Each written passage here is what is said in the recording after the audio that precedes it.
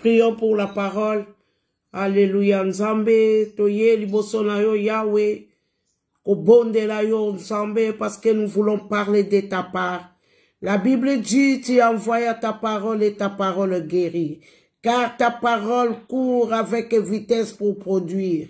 Laisse que cette parole, Yahweh, produise. Cette parole nous révèle des choses cachées. Cette parole nous réveille des sommeils spirituels. Yahweh, nous te confions ces moments. Remplis ma bouche de ta parole, donne des révélations que je n'ai jamais pensées. Nous brisons tout esprit de malentendu et compréhension, de distraction, nous les chassons loin de nous et nous plantons la croix de Golgotha. Merci encore pour nous ouvrir grandement les oreilles et pour comprendre tout ce que nous allons écouter. Et nous avons ainsi prié au nom puissant de Jésus-Christ de Nazareth. Amen. Amen, amen. Amen. Donc, lobi tolobela ki apostasie. Hein, tokoki jamais kolobela batu oyo balembi, batu oyo bazongi sima. Yesu akoya bientôt sans tolobela apostasie. Apostasie eza signe moko munene oyo ezolakisa biso vraiment toza na temps de la fin. Eza signe ya apostasie. Batu balembi, batu bakomi découragé, batu balingi lisute, batu babeti mabaku, surtout mabaku. Pour totalaki, ezalaki na trois choses. Oyo ememi apostasie, oyo eza ba signe vraiment ya apostasie. Ezali na tentation, tromperie et persécution. Elemisi batu na makambo oyo tokomi vraiment na ta ya ba Facebook, tout ce qui est réseaux sociaux. Donc mutu asotala butu moye azolinga pe a comprendre, mutu pe a komi réveiller. Alléluia, po balobi na temps de la fin réveil pe kozala makasi. Ya ngwana komona lelo naza na apocalypse na mukanda ya apocalypse. Mukanda ya apocalypse nazolobela surtout ba chrétien ya Éphèse. Ba chrétien ya Éphèse bango bazalaki ba chrétien oyo bango bazalaki kobanga Nzambe. Bazalaki batu oyo bazako tambola pieux. Batu oyo babanaki ko respecter, bazalaki la crainte de Dieu. Alléluia. Totangi nanu yango. Na Apocalypse 2. Na Apocalypse 2.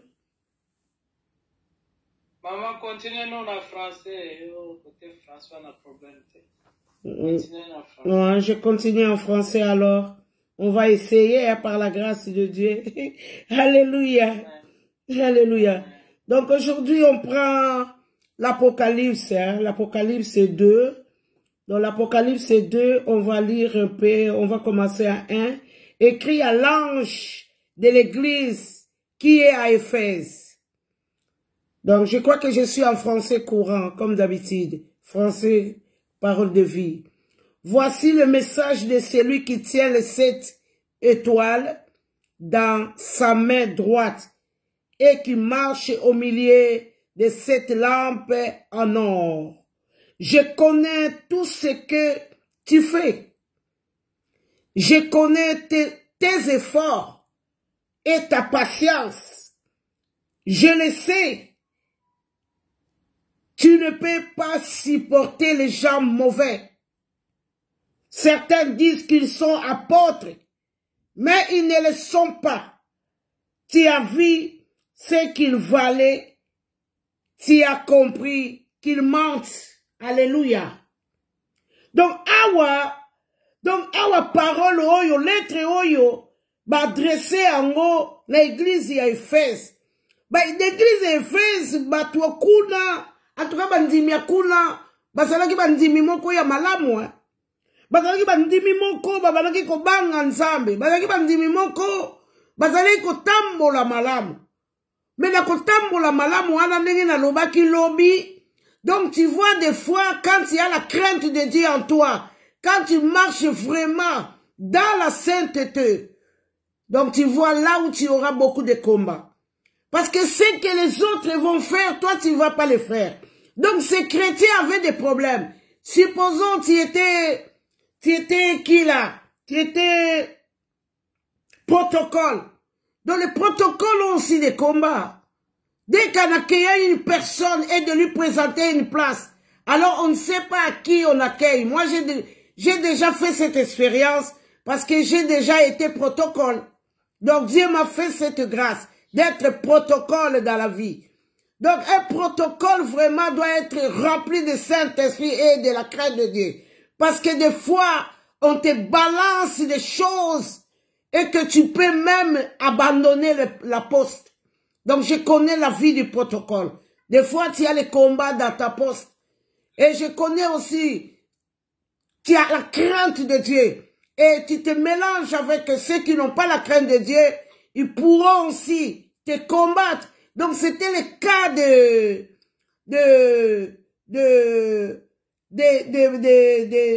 des enfants d'Éphèse, des chrétiens d'Éphèse. C'était leur problème. Donc, ils avaient vraiment l'affaire avec ceux qui n'avaient pas la crainte de Dieu. Parce qu'ils étaient mélangés. Dans l'église, on est tous mélangés. Nous avons ceux qui ont la crainte de Dieu et ceux qui n'ont pas la crainte de Dieu. Alors, ceux qui n'ont pas la crainte de Dieu vont essayer de te bousculer. C'est par là où nous commençons à perdre notre foi. Et c'est par là où nous commençons à baisser. Parce qu'à chaque fois quand tu te mets à ta porte, il y a quelqu'un d'autre qui viendra te bousculer, qui viendra te balancer des mauvaises paroles. Les gens qui n'ont pas la crainte de Dieu, qui ont encore la force de parler, qui ont encore la force de discuter. Or, nous avons changé de vie. Donc, c'est par là où les gens ont été découragés. Et c'est par là où on a adressé cette lettre à l'église d'Éphèse. Donc, je connais tes efforts. Donc, ils connaissaient l'effort des chrétiens d'église d'Éphèse. Ils connaissaient leur effort, ils connaissaient leur patience, ils connaissaient leur amour. Ils connaissaient, Dieu connaissait. Mais Dieu a remarqué, ils commençaient à perdre l'amour. Pourquoi? Parce qu'ils étaient combattus. Alors, les combats abaissent la foi. Les combats abaissent la persévérance. C'était à cause de ça. Cette lettre était adressée aux chrétiens d'Éphèse. Parce qu'ils commençaient à perdre la foi. Parce ils étaient mélangés comme 1 Jean 2,19 et nous dit, ils sont sortis au milieu de nous, mais ils ne nous appartiennent pas vraiment. Donc nous sommes mélangés. Parce que Dieu lui-même a dit, laissez croître ensemble cette plante. Et c'est bien à la fin que nous pourrons l'arracher. Donc comme nous sommes mélangés, et toi tu as la crainte de Dieu, et il y a aussi une qui est à l'église, qui n'en a pas. Alors chaque fois, tu seras dessus.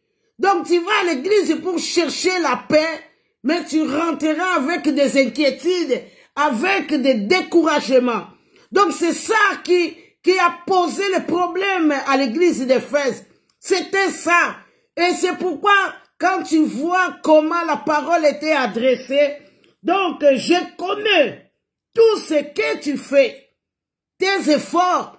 Donc ils étaient quand même félicités. Ils avaient les efforts, ils avaient la patience, ils avaient l'amour et ils supportaient. Donc en supportant des choses, c'est là où l'amour part. C'est comme si tu as ton enfant à la maison. Ton enfant t'insulte toujours. Ton enfant te fait la guerre. Ton enfant ne te respecte pas. Il restera ton enfant. Mais l'amour là du mère ou du père, tu l'auras plus. C'était ça le problème d'Éphèse. Ils aimaient Dieu. Ils aimaient tout. Ils n'avaient pas abandonné. Mais ils commençaient, continuaient à aller comme d'habitude. Parce qu'ils n'avaient plus ce sentiment-là. Alléluia. Ils n'avaient plus le sentiment d'enfant. Parce ils commençaient à être persécutés. Je vous dis, en ce dernier fin de temps-là, nous avons des problèmes. Parce que Christ lui-même dit, laissez-les croître ensemble, c'est bien à la fin, nous allons les arracher. Donc nous sommes mélangés. Voilà pourquoi tu vois, tu commences à perdre la force, tu commences à perdre l'amour que tu avais avant.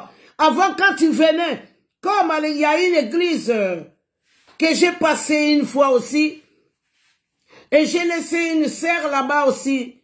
Mais un jour, on demandait cette sœur-là pendant le deuil. Mais pourquoi tu viens plus? Il commençait à expliquer pourquoi je vais venir. Donc nous, on est là toute la semaine. Pendant l'intercession, nous, on est là. Et les dimanches, les gens qui ne sont jamais là, la semaine, c'est eux qui viennent nous commander là. Et c'est pourquoi moi, je ne viens plus. Parce que je n'ai pas aimé. Ils sont jamais là à l'intercession. Ils sont jamais là dans des réunions. Mais s'il faut nous commander ou kokamba, donc c'est là où ils sont là. Ah donc pour moi, je n'ai pas supporté ça, je suis parti. Donc nous devons faire très très attention. Parce qu'à Éphèse, c'était le cas. Les chrétiens, ils en avaient marre de tout ce qu'ils voyaient. Comme ils aimaient tellement le Seigneur. Donc, ils continuent par habitude. Et Christ, comme c'est lui qui lit les pensées de nos cœurs, Christ, il savait que c'était par habitude qu'il continuait à aller. Voilà pourquoi il a dit, donc, restez patient. Donc là, je suis à 3 maintenant. Apocalypse 2, 3. Donc là, c'est Christ qui leur motive là.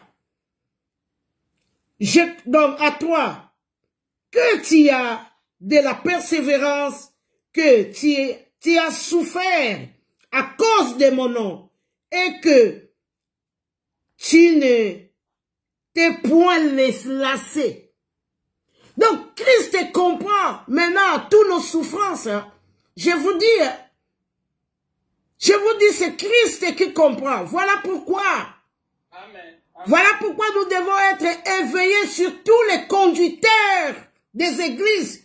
Ils doivent être éveillés, comprendre l'état de l'église, comprendre les fidèles, comprendre comme ton enfant à la maison. Tu sais quand ton enfant sourit, tu sais quand ton enfant est malade, tu le sais. Tu sais voir que mon enfant là n'est plus comme avant. Tu sais le voir. Voilà pourquoi Christ adresse cette lettre à l'église d'Éphèse. Parce qu'il savait que c'était des fidèles qui l'aimaient. C'était des fidèles qui étaient vraiment les fidèles, comment dire, fidèles, quoi. Ils étaient fidèles à Dieu. Donc voilà pourquoi il a adressé cette parole. Il a compris. Nous devons comprendre. Quand il voit une personne change, appelle-la, parle avec, alléluia. On ne doit pas rester comme dans des travails. Quand tu vois pas quelqu'un, tu trouves ça normal, non. Donc tu dois savoir l'état de ton frère, l'état de ta sœur. Tu dois le savoir que ma sœur là aujourd'hui, d'habitude elle sourit. Mais sa façon là, je vois que ce n'est pas ça. Donc c'était le cas. Donc il y a eu un changement. Malgré qu'ils étaient toujours là. Malgré qu'ils continuaient à venir. Mais ce n'était plus comme avant. Pourquoi? Parce qu'ils commençaient à être découragés. Parce qu'ils commençaient à être persécutés. Parce qu'ils commençaient à être dessus. C'est la déception qui prenait place. Mais comme ils avaient tellement l'amour de Dieu, ils continuaient à venir. Voilà pourquoi il dit, je sais que tu souffres pour l'amour de mon nom. Alléluia. Donc, ce que tu fais, tu souffres pour l'amour de ton nom. Que tu as de la persévérance, que tu as souffert à cause de mon nom, et que tu n'étais point lassé. Tu viens à l'église, mais comme d'habitude. Voilà pourquoi il nous demande de revenir au premier amour. Mais c'est trop compliqué pour reprendre le premier amour. Je vous dis, voilà pourquoi nous devons veiller. Nous devons veiller, même moi qui vous prêche là. Ce n'est plus pareil. Alléluia. Nous avons perdu, maman Esther, que Dieu te bénisse, parce que nous avons perdu le premier amour. Ça c'est vrai. Nous avons perdu les premières ailes. Nous nous sommes fatigués et nous nous sommes reculés. Voilà pourquoi Dieu nous adresse aujourd'hui cette prière, cette parole. Pourquoi ça nous est arrivé comme ça? Parce que c'est des déceptions, c'est des persécutions, c'est ça quoi, des soucis. Donc ça tue l'âme. Alléluia. Ça nous a tués. Et voilà pourquoi à 4 il dit, mais ce que j'ai contre toi, c'est que tu as abandonné ton premier amour. Et ça c'est vrai. Quand tes yeux voient, je vous dis, tu dois tomber, alléluia. Surtout, les travailleurs aujourd'hui à l'église. À l'église aujourd'hui, nous sommes dans l'état de Daniel. Lorsque vous verrez l'abomination rentrer dans les lieux saints dont les prophètes Daniel nous a parlé, nous devons savoir quel temps que nous sommes. Dans ce temps-là, j'ai dit hier, il faut être né de nouveau pour que Christ nous trouve comme le 5 vierges qui avaient leur lampe. Je vous dis, le diable aussi a ses disciples qui ont aussi à la mission. Parce qu'eux aussi, ils n'ont plus beaucoup de temps. Donc, ils doivent aussi gagner leurs disciples. Et ils sont à l'œuvre aussi pour te faire tomber. Donc, là, la Bible nous dit, mais ce que j'ai contre toi, c'est que tu as abandonné ton premier amour. Alléluia. Donc, nous devons chercher de tous les moyens, récupérer les premiers amours. Ça, c'était la question du Seigneur. Nous avons perdu notre premier amour. Pourquoi? Parce que les choses que nous voyons, les choses que nous écoutons, les choses que nous vivions, nous a fatigués. Voilà pourquoi Dieu doit nous aider, qui nous ferme les yeux spirituels, les yeux charnels, les oreilles charnelles, parce que tu ne pourras pas. Voilà pourquoi dans le parabole des juges iniques, il a demandé, quand viendrai-je sur la terre, trouverait-il les gens de la foi? Parce que lui, il est le prophète. Il a posé cette question, parce que ce qu'on est en train de voir, ce n'est qu'un début d'un commencement. Je ne sais pas que Dieu nous aide, que Dieu nous soutient. Je ne sais pas comment nous allons continuer avec tout ce qui se passe aujourd'hui. Alléluia. Donc, ici, il dit, souviens-toi. Souviens-toi, dans 5, il dit, souviens-toi. Donc, d'où tu es tombé, reprends-toi et pratique tes premières œuvres. Sinon, je viendrai à toi et j'ôterai les chandeliers de sa place, à moins que tu te répands. Voilà, il vient te bousculer afin que tu te réveilles. Parce que la Bible dit, on a une parabole de figuiers séchés. Donc, Christ voulait manger les fruits séchés. Dans les fruits, comment dire, le figuier. Mais la Bible dit, les figuiers ne produisaient pas. Alors Christ est là maudit. Donc nous devons faire très très attention. L'arbre qui ne produira pas, donnera pas de fruits. Cet arbre sera coupé et jeté au feu. Voilà pourquoi nous devons nous battre. Parce que hier nous avons parlé de porter ta croix. Donc Jésus a dit, ceux qui veulent me suivre, qu'ils n'ont qu'à porter leur croix.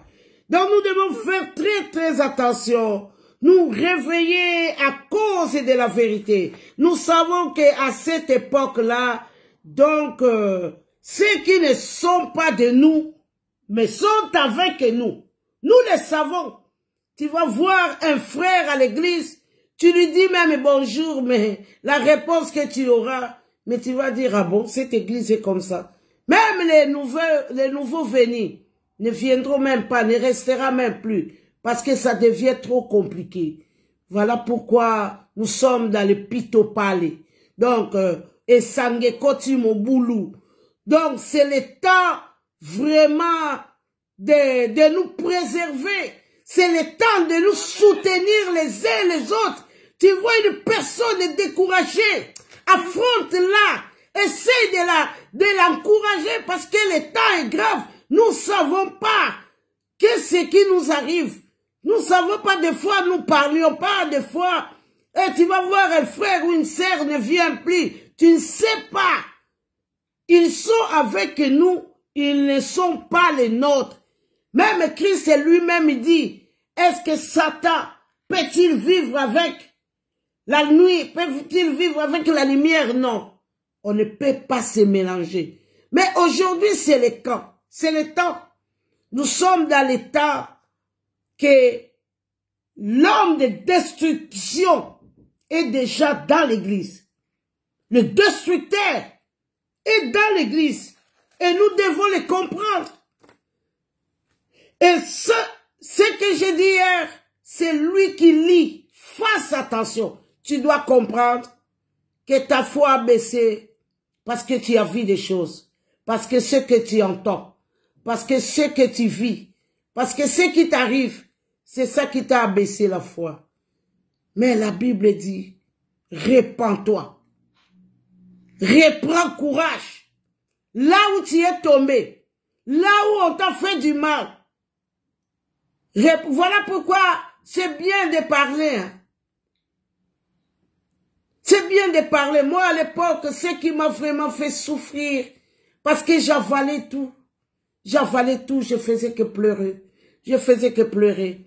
Alors, mon ex-maman pasteur commençait à me dire, si tu pleures encore, tu auras un problème avec moi. Je veux qu'à partir d'aujourd'hui, tu parles. Je veux qu'à partir d'aujourd'hui, tu parles. Je veux qu'à partir d'aujourd'hui, tu parles. Et quand j'ai commencé à parler, j'ai mal, mais moins qu'avant. Alléluia. Moins parler, c'est très capital. Voilà pourquoi la Bible dit, nous devons nous fortifier les uns les autres. C'est très, très capital parce que l'état est mauvais.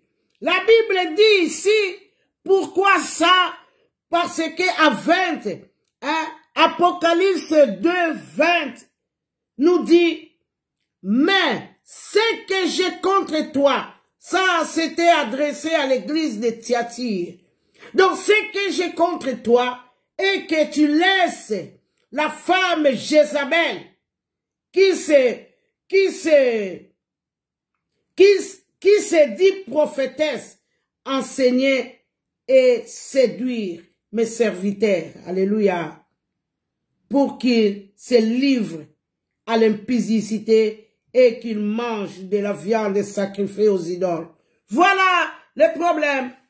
Donc à l'église, nous voyons l'homme impie est là.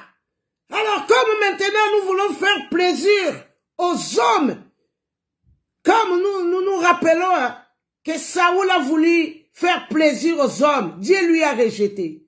Nous devons faire très très attention, nous les conducteurs. Nous ne devons pas faire plaisir aux autres. Alléluia. Tu vois une personne qui n'est pas en règle avec lui-même.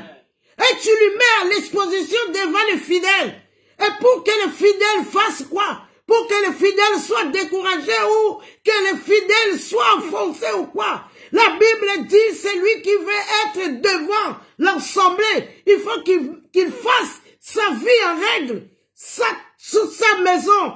Alléluia. N'importe qui sait que je contre toi parce que tu as laissé la femme Jézabel. Alléluia. Devant le trône de Dieu. Devant la chair. Alléluia. Qu'est-ce que la femme Jézabel Jézabel va nous apporter. Jézabel qui signifie celui qui a sévi comme l'autre fois, j'ai entendu Pasteur Joss a dit, hein, tu ne m'aimes pas là, tu ne m'aimes pas à la présence de Dieu, tu viens, tu te prépares 2 minutes, tu nous prêches et puis tu as disparu. Non, non, non, c'est que j'ai contre toi parce que tu laisses la femme Jézabel enseigner dans le lieu saint. Et nous avons besoin de gens qui vont nous apporter qui vont nous amener des bons témoignages, qui vont nous amener des bons exemplaires. Alléluia. Comme le pasteur au Congo, il travaille avec un pasteur qui n'est jamais là. Un pasteur, même si c'est son programme, il n'est jamais là. Je lui dis, mais c'est normal. Comment va grandir ton église? Déjà lui-même, le pasteur, il ne vient pas. Et tu veux que les fidèles viennent. Donc nous devons faire très très attention. C'est que j'ai contre toi. Parce que tu laisses la femme Jézabel qui se dit prophétesse. Alléluia, dans le lieu saint. Donc vous voyez le temps que nous sommes. Voilà pourquoi il y a des gens qui voient l'église. À l'église, tout le monde ne sont pas aveugles. Alléluia.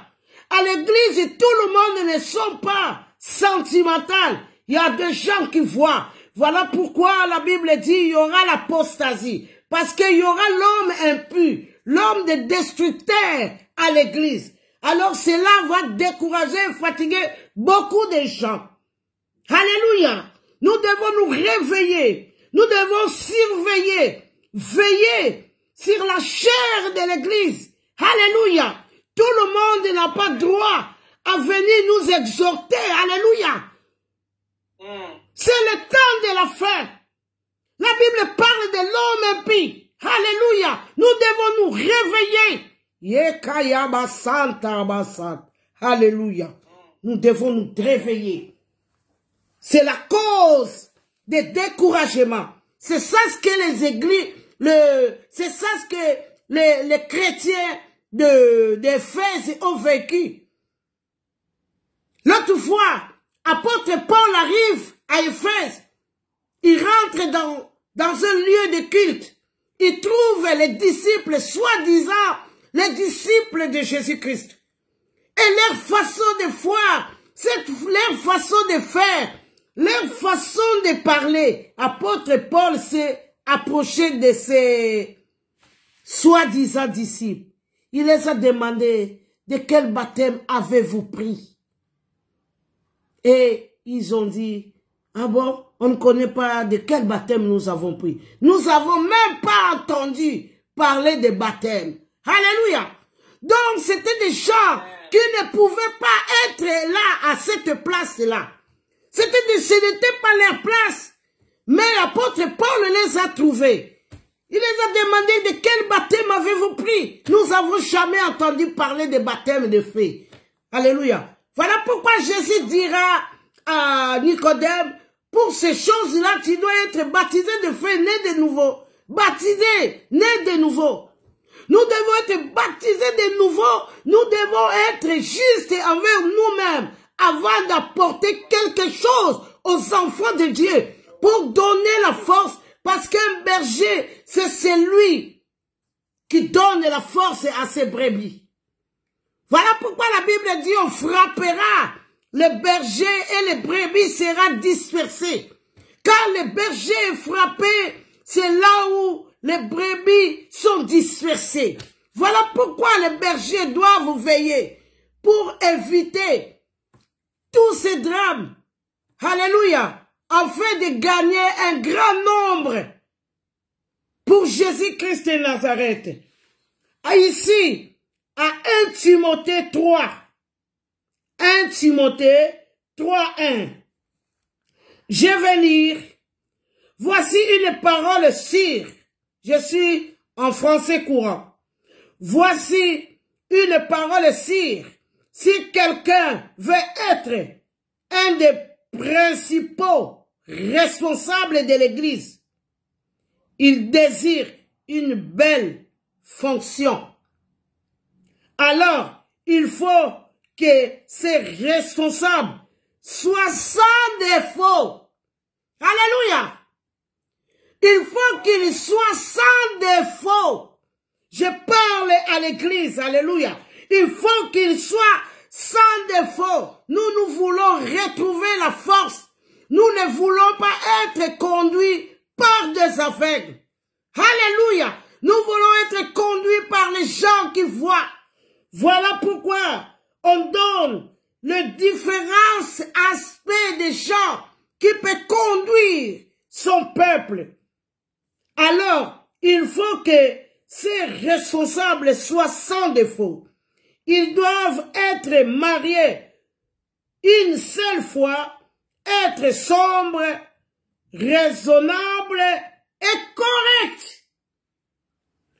Quand on parle de raisonnable et correct, ça sort des fruits de l'esprit. Tu dois avoir la patience, tu dois avoir quelqu'un qui pardonne, tu dois être quelqu'un qui comprend, tu dois être quelqu'un qui respecte les autres, tu ne dois pas être quelqu'un qui s'enflamme pour rien du tout. Alléluia. Donc nous avons aussi les gens qui peuvent servir Dieu tout en restant seuls. Ça, ce n'est pas un péché.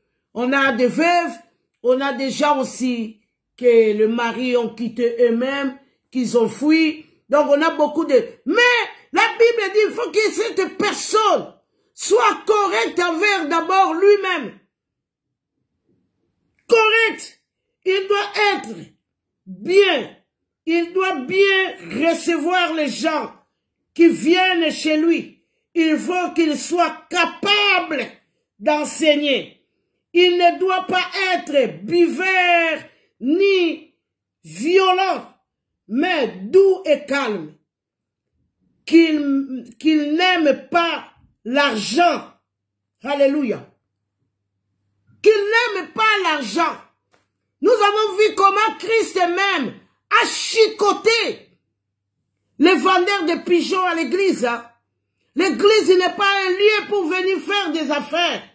Nous devons faire très attention. Toi qui vas à l'église, tu peux donner quelque chose à l'église. La personne n'a pas l'argent pour te payer, il fouille l'église. Tu peux vendre, mais tu dois connaître à qui tu peux donner. Parce que ces choses-là, c'est ça, toutes ces choses-là qui nous amènent à l'apostasie. Je n'ai pas l'argent de te payer, je ne viens pas à l'église. Non, je ne vais pas aller. Je croyais que je vais lui payer, mais on m'a démissionné de mon travail. J'ai plus l'argent. Donc c'est mieux que je fouille.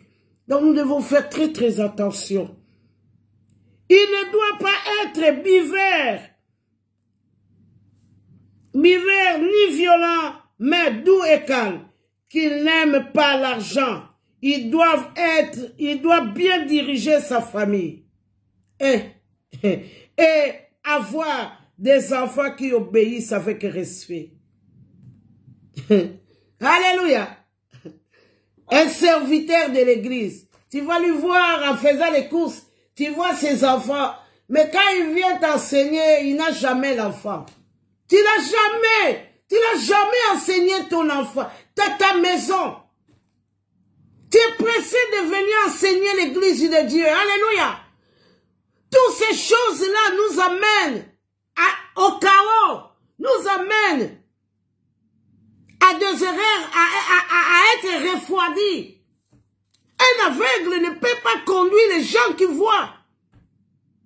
Tout ce que nous faisons en cachette, sont révélés. Les gens te connaissent.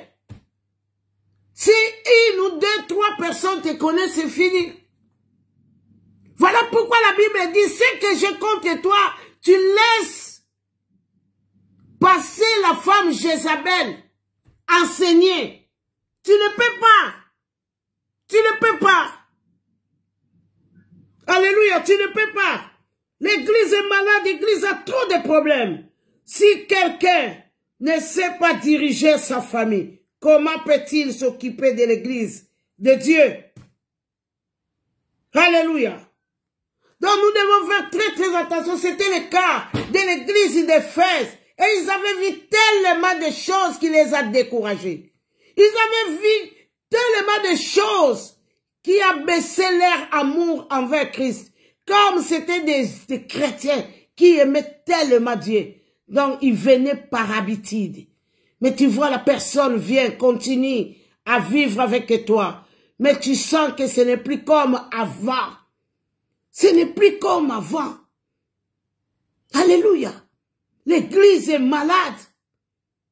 L'église est très malade. Les gens qui ont tué, qui ont fait des problèmes à l'église, c'est nous chrétiens. C'est nous chrétiens. Il n'y a personne d'autre. Nous devons prier pour la repentance. Nous devons vraiment prier pour la repentance, pour que Dieu ait pitié de nous et que Dieu nous transforme.